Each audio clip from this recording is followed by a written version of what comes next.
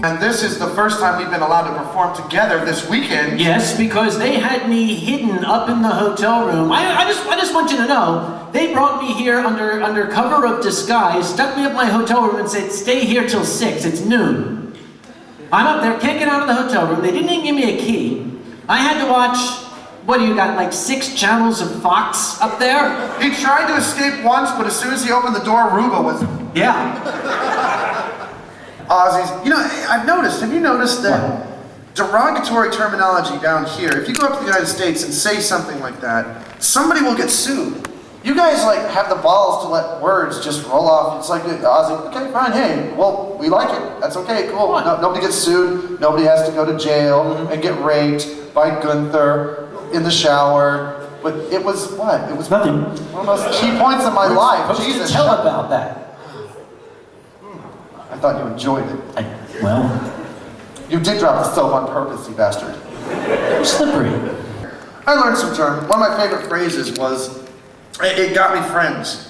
Even from, you know, teenagers like trying to beat up the stupid American, and I would say, Entschuldigung, würden Sie mir einen Eimer voll mit Ihrer Scheiße geben, nehme ich sie nach Hause und werfe sie auf meinen Präsidenten. And they'd laugh and they'd shake my hand and they'd leave. Because the translation of that is, if you give me a bucket of shit, I will take it home and throw it on my president. And it was great. It was really great until Obama got elected. And then I went back there and they went, wow, you really did it. They don't like to say things. They don't like to say even the word sex down south. That's a little too much. They're all very good Christianly people. So I got a new boyfriend recently. And he is a kangaroo, by the way. Fascinated with Australia. Never been here. He hates me right now. Because I'm going to send him all these videos. It's like, but like the kangaroo. They're bouncing around outside the windows, aren't they? Look, people, I landed off the plane and 12 kangaroos surrounded me, gave me a martini and started to fuck me. And he's going to hate me. But I thought, you know, it's a good time for my mom to know that I have a new boyfriend. And she knows that I'm gay, but she doesn't like to say that word because Southern sensibilities again. So I put her on speakerphone. Hey, Mom, yeah. I call her one the Mommy Griffin. And I said, I got someone here I'd like you to talk to a little bit. This is Rain. He's the person that I've just moved in with. And before I could get to the part, she said, is he, you know, and I knew what she meant, he knew what she meant, but I wanted to mess with her. What? Is he what, Mom? Is he, you know, like you? What, bald? And this one she pulled out of her mind, and it knocked me on the, I did not expect it. She says, does he have lace on the panties of his mind?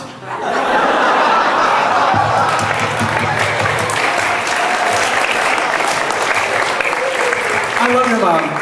I said, yeah, Mom, I put it there too. So. One of the advantages to being a good friend to the Ranking Griffin is he teaches you things. I learned one of the greatest tricks in the world from him. If you happen to see somebody tripping on acid, just go up to them and say the word spiders casually. Don't say the word spiders, but spiders. Since this is like the Australian furry convention, we got to tell them a little bit about how the Europeans have done it. Which ones? Okay, Germans. Oh, Germans, I swear to God, if you want somebody to run a convention, get Germans to it. Germans don't do anything halfway. Just ask Poland. That's right. The Germans, I just found out, I always like to see the staff of Eurofriends. We're good friends. All of us are good friends. But they never come over, all of them. There's somebody's always missing when they travel to an American Fur Convention. I asked them about that. And they said it was because they didn't want everyone at one location at once, because in case the plane crashed, they wanted someone who could continue to run the convention. Leave it to Germans to think about that. Freaking dedication, man. But if they fly Lufthansa, there's no concern. No, because if the plane blows up, they'll put it back together before it hits the ground. That's Germans. Right? Yes. They built tanks. You don't mess with them. Hey, that's something everyone can enjoy.